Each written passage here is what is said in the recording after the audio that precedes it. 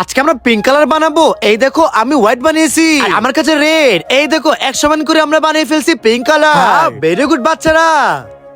এখন তোমাদেরকে flower food বানাতে হবে। ও আচ্ছা ঠিক আছে, বানাইতেছি। আরে আমার তো ফ্লাওয়ার বানাতে পারি না, তাহলে আমি কি করব? দেখো ও তো লিখে ফেলছে। আরে সোহেদ, তুমি কি আমাকে হেল্প করবে?